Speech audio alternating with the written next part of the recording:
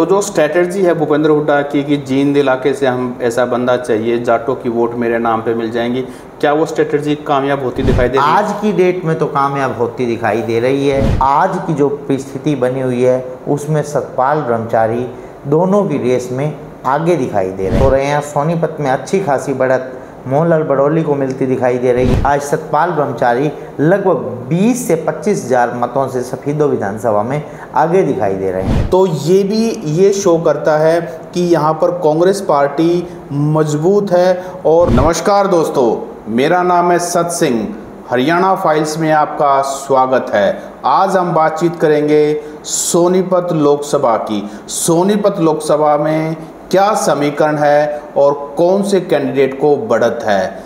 जहां तक बात करें प्रत्याशियों की, तो कांग्रेस के सतपाल ब्रह्मचारी भारतीय जनता पार्टी के मोहनलाल बड़ौली के अंदर सीधी टक्कर है।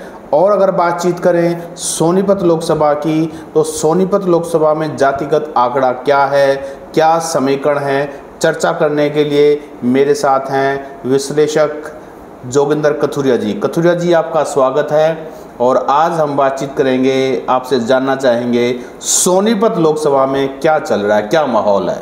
देखो, सबसे पहले तो मैं जातिगत आंकड़े की बात कर लूँ।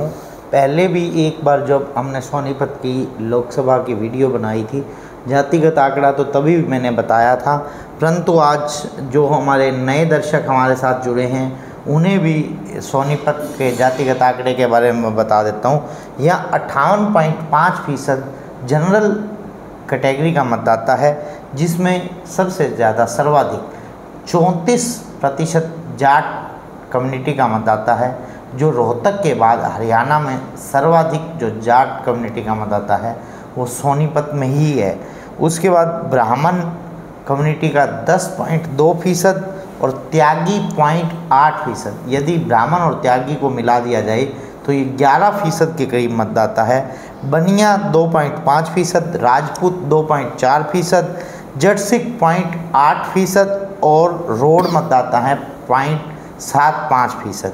यदि हम ओबीसी कैटेगरी की बात करें, ओबीसी कैटेगरी के मतदाताओं की बात करें, तो सोनीपत में 22.5% ओबीसी कैटेगरी के मतदाता हैं, जिनमें सर्वाधिक सैनी कम्युनिटी, जो कि हरियाणा में अभी नायब सिंह सैनी को मुख्यमंत्री बनाया गया है, 3.6% यहाँ ओबीसी कैटेगरी में सैनी कम्युनिटी का मतदाता है। 3% यहाँ कश्यप कैटेगरी का मतदाता है, कश्यप समाज का मतदाता है। 3.5% यहाँ मुस्लिम मतदाता हैं। 2.5% यहाँ कुम्हार प्रजापत समाज के मतदाता हैं। यदि एससी कैटेगरी की बात करें तो यहाँ 19% एससी कैटेगरी अनुसूचित जाति का मतदाता है, जिसमें से 9.25% अकेले रविदासिया समाज के मतदाता हैं और 5% यहाँ वाल्मीकि समाज के मतदाता हैं। यहाँ यदि हम बात करें सोनीपत लोकसभा की, तो 6 विधानसभाएं तो इसमें सोनीपत ज़िले की आती हैं और 3 विधानसभाएं जींद ज़िले की आती हैं।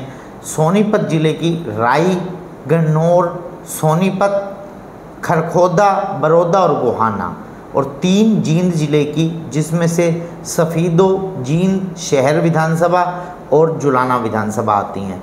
यदि हम प्रत्याशियों की बात करें जो यहाँ पर सभी पार्टियों ने अपने उतारे हैं, हम यहाँ जेजेपी और आईएनएलडी के जो 2 प्रत्याशी हैं, भूपेंद्र मलिक और अनूप सिंह दहिया, उन्हें भी इग्नोर कर नहीं चल सकते। वो भी जितना भी वोट लेंगे उसका फ़ायदा कांग्रेस को होगा या भाजपा को होगा। वो कितना प्रतिशत तक वोट ले पाएंगे, आज की जो परिस्थिति है, मेरा जो आकलन है, लगभग 2.5 से 3% के बीच जो मत प्राप्त हो रहे हैं वो जेजेपी पार्टी के प्रत्याशी भूपेंद्र सिंह मलिक, जो कि बड़ौदा विधानसभा के एक बहुत बड़े गांव भैंसवाल कलां से संबंध रखते हैं और मलिक गोत्र के 90 गांव हैं। अपना भाईचारा भी हो जाता है, समाज भी। तो लगभग जो मेरा अनुमान है वो 30 से 35 हज़ार के बीच रहते दिखाई दे रहे हैं। उधर अनूप सिंह दहिया जो कि आईएनएलडी प्रत्याशी हैं, खरखोदा विधानसभा के शायद सिसाना गांव से संबंध रखते हैं, रिटायर्ड प्रशासनिक अधिकारी रहे हैं, उनके भी अपने संबंध हैं। परंतु मुझे INLD का जो प्रत्याशी है वो भी 2 से 2.5% लगभग 20 से 25 हज़ार के करीब मत प्राप्त करता दिखाई दे रहा है। ओवरऑल दोनों ही पार्टियां मिलाकर 50 से 60 हज़ार के बीच मत प्राप्त करते दिखाई दे रहे हैं। जी तो जी उसके बाद अगर हम बात करें सतपाल ब्रह्मचारी जी, जो कि सफीदो विधानसभा के गंगोली गांव, जहां से सुभाष देशवाल जी जो कि हाल फिलहाल में हल्का में विधायक भी हैं सफीदों से, उनके गांव से संबंध रखते हैं। और हरिद्वार जो नगर परिषद के चेयरपर्सन भी रहे हैं, 2 बार हरिद्वार से उन्होंने चुनाव लड़ा परंतु जीत नहीं पाए। नगर पालिका परिषद के चेयरमैन रहे परंतु विधानसभा का चुनाव नहीं जीत पाए। 2 बार एक नॉमिनल मार्जिन से लगभग 6000 के करीब मतों से चुनाव हारे हैं। शायद 2012 और 2022 में 2 बार चुनाव लड़ा सतपाल जी ब्रह्मचारी ने। अब आज की परिस्थिति क्या है, उधर मोहनलाल बड़ौली जो कि राई से वर्तमान विधायक हैं, बड़ौली उनका गांव है, वो भाजपा ने उन्हें चुनाव मैदान में उतारा है। राई, गन्नौर और सोनीपत में एज पर प्रतीत हो रहे हैं। सोनीपत में अच्छी खासी बढ़त मोहनलाल बड़ौली को मिलती दिखाई दे रही है। गुहाना में भी एज पर मोहनलाल बड़ौली प्रतीत हो रहे हैं। और अगर हम बात करें यहाँ पर जींद के 3 विधानसभाओं की, जिसमें से सफीदों में एज पर सतपाल ब्रह्मचारी पिछली बार भूपेंद्र सिंह हुड्डा सफीदों से लगभग 45,000 मतों से हार गए थे और जुलाना से लगभग 13,000 मतों से हार गए थे। जींद शहर से भी बहुत बड़े मार्जिन लगभग 40,000 के करीब मतों से हार गए थे। अब इन तीनों हलकों में सतपाल ब्रह्मचारी जो कांग्रेस पार्टी के प्रत्याशी हैं, उन्होंने अच्छा खासा वोट बैंक गेन किया है और ख़ासकर उन्हें ब्राह्मण होने का, ब्रह्मचारी होने का बहुत बड़ा फ़ायदा मिल रहा है। जींद की तीनों विधानसभाओं में आज की जो परिस्थिति है, सफीदो विधानसभा में पिछली बार की 45,000 की लीड को ख़त्म करके आज सतपाल ब्रह्मचारी लगभग 20 से 25,000 मतों से सफीदो विधानसभा में आगे दिखाई दे रहे हैं। अगर हम बात करें जुलाना विधानसभा की, जुलाना विधानसभा में आज 13,000 की लीड को ख़त्म करके सतपाल ब्रह्मचारी लगभग 15 से 20,000 मतों के बीच आगे प्रतीत हो रहे हैं। जींद शहर की बात करें, जींद शहर में गेन तो बहुत किया है परंतु जींद की जो ओवरऑल विधानसभा जींद शहर में तो पिछड़ रहे हैं, जो जींद के गांवों में बढ़त बनाते हुए दिखाई दे रहे हैं। जींद में लिटिल बिट मार्जिन से 5 से 10,000 के बीच मतों से मुझे भाजपा का प्रत्याशी मोहनलाल बड़ौली ही आगे दिखाई दे रहा है। आगे आज की परिस्थिति है ये, भविष्य में क्या होता है उसके बारे में अभी जी। जो सोनीपत लोकसभा की हम बात करें तो सोनीपत लोकसभा में हम ये भी बता दें कि जब नामांकन भरा गया सतपाल ब्रह्मचारी का तो चौधरी भूपेंद्र सिंह हुड्डा खुद गए थे उनका नॉमिनेशन फॉर्म भरवाने के लिए और ये भूपेंद्र सिंह हुड्डा ही हैं जिन्होंने सतपाल ब्रह्मचारी को टिकट दिलवाई है। और उसके पीछे रणनीति ये थी कि पिछले 2019 में जब चौधरी भूपेंद्र सिंह हुड्डा रमेश चंद्र कौशिक से चुनाव हारे 1,64,000 से, तो सबसे बड़ा झटका जो उनको मिला वो जींद इलाके के जो 3 विधानसभाएं वहाँ से झटका मिला। तो कोई एक ऐसा कैंडिडेट उनको चाहिए था जो कि जींद से जिनका कनेक्शन हो, ब्राह्मण भी हो, ऊपर से साधु भी हो। तो ये जो कनेक्शन उनको मिला सतपाल ब्रह्मचारी के रूप में। और इसके पीछे एक और कहानी है जो मैंने बाकायदे पूरा वीडियो बनाकर डाला था कि कैसे 2003-04 के अंदर भूपेंद्र सिंह हुड्डा हरिद्वार जा रहे थे, उनकी गाड़ी जो है बह गई थी और उनको बचाने के लिए जो प्रयास किया था वो सतपाल ब्रह्मचारी ने प्रयास किया था। और उनके आश्रम के अंदर भी भूपेंद्र सिंह हुड्डा रहे थे। तो हुड्डा साहब के और सतपाल ब्रह्मचारी के रिलेशंस उस समय के हैं। अब जब मौका आया तो हुड्डा साहब ने सतपाल ब्रह्मचारी को टिकट दी। तो कथूरिया साहब, मेरा सवाल आपसे ये है, मैं एक आंकड़ा बता देता हूँ कि जो सोनीपत लोकसभा है उसमें 9 विधानसभाएँ हैं, उसमें से 5 विधानसभाओं के अंदर कांग्रेस के विधायक हैं, 3 के अंदर बीजेपी के विधायक हैं और 1 के अंदर जेजेपी के विधायक हैं। तो ये शो करता है कि यहाँ पर कांग्रेस पार्टी मजबूत है।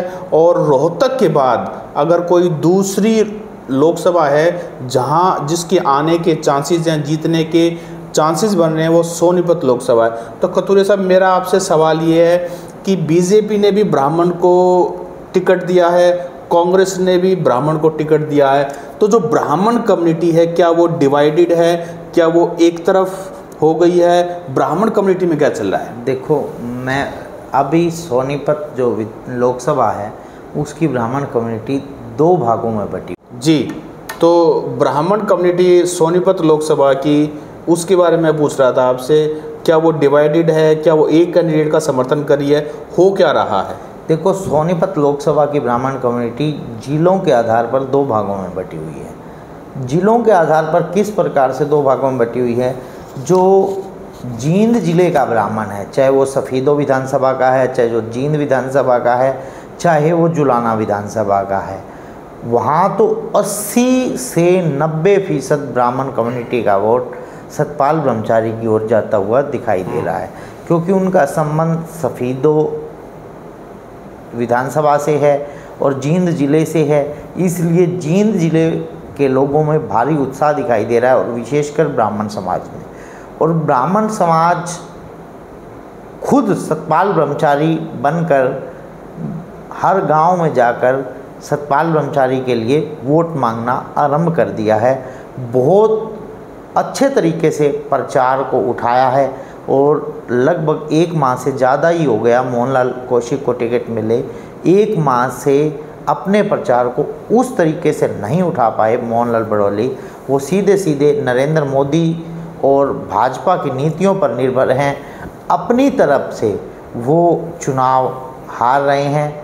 आज की जो परिस्थिति बनी हुई है उसमें सतपाल ब्रह्मचारी दोनों की रेस में आगे दिखाई दे रहे हैं। मेरे 2 सवाल हैं। एक सवाल ये है कि जो बीजेपी के मोहनलाल बड़ौली हैं सोनीपत लोकसभा से, क्या उनके समर्थन में योगेश्वर दत्त, जिन्होंने पिछले दिनों चुनाव भी लड़ा था बड़ौदा से, एक इंटरनेशनल रेसलर हैं, ओलंपियन हैं, बहुत बड़ा चेहरा हैं, तो क्या वो उनके लिए कैंपेनिंग कर रहे हैं, वोट मांग रहे हैं? और दूसरी तरफ 2009 में जिन्होंने चुनाव जीता था कांग्रेस पार्टी से सोनीपत लोकसभा से, जितेंद्र मलिक, क्या वो सतपाल ब्रह्मचारी के साथ है?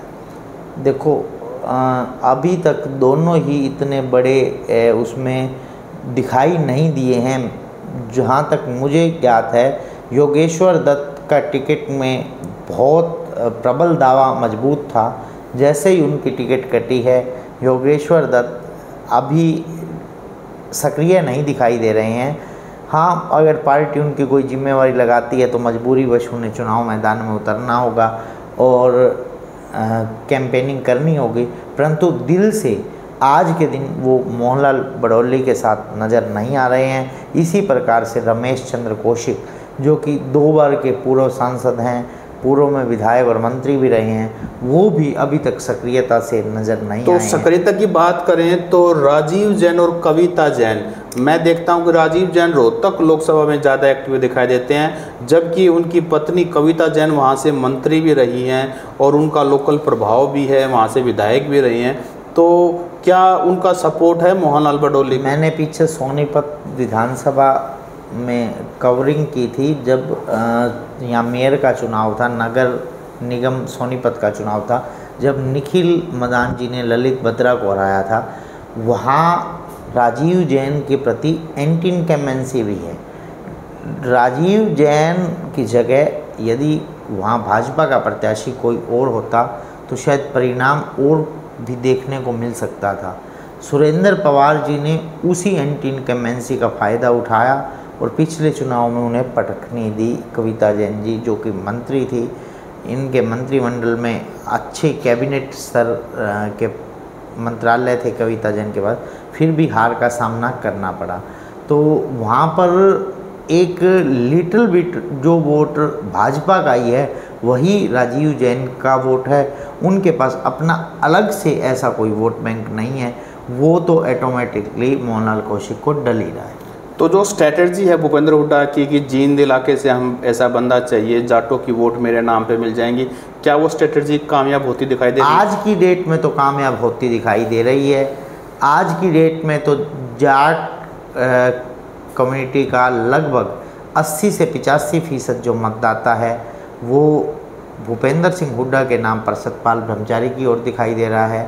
जींद जिले का ब्राह्मण मुझे लगभग 80% सतपाल ब्रह्मचारी की तरफ दिखाई दे रहा है, और सोनीपत जिले का ब्राह्मण जो पिछली बार एक मुश्त रमेश कौशिक की तरफ गया था, वहाँ पर भी लगभग 60-40, 60 आज भी भाजपा की तरफ है और 40% कांग्रेस की तरफ है। और जो गोहाना और जींद के बनिया समाज है वो भी बटा है, वहाँ पर भी सतपाल ब्रह्मचारी ने कांग्रेस की ओर से बहुत गेन किया। जो शहरी सीट है जैसे सोनीपत हो गई, गोहाना हो गई और जींद शहर हो गया, यहाँ पर क्या माहौल है? देखो, इन तीनों ही सीटों पर आज की डेट तक एज भाजपा को ही है।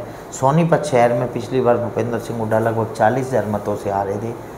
आज भी कांग्रेस का प्रत्याशी हारेगा, परंतु जो हार का मार्जिन है वो कम हो रहा है, क्योंकि जाट कम्युनिटी के साथ साथ पिछली बार सुरेंद्र पवार जो कि ओबीसी समाज से हैं, उन्होंने भी अच्छा खासा, फिर निखिल मदान उनके मेयर प्रत्याशी पंजाबी वोट बैंक में वो भी सेंध लगाएंगे, तो कांग्रेस को अच्छा खासा फ़ायदा हो रहा है सोनीपत शहर में। वो जो हार होगी सतपाल ब्रह्मचारी जी की सोनीपत शहर में, मुझे 15 से 20,000 मतों के बीच दिखाई देती है। तो ये थी सोनीपत लोकसभा के समीकरण और जातिगत आंकड़ा। हम आपके सामने फिर हाजिर होंगे दूसरी लोकसभा के समीकरण और जातिगत आंकड़े के बारे में। आपके अगर कोई सवाल हैं तो आप हमें कमेंट करके बता सकते हैं। कथुरिया साहब, आपने हमें समय दिया, आपका बहुत बहुत धन्यवाद। आपका कोई सुझाव भी हो वो भी कमेंट बॉक्स में ज़रूर बताएं, ताकि हम भविष्य की वीडियोज़ में इस प्रकार का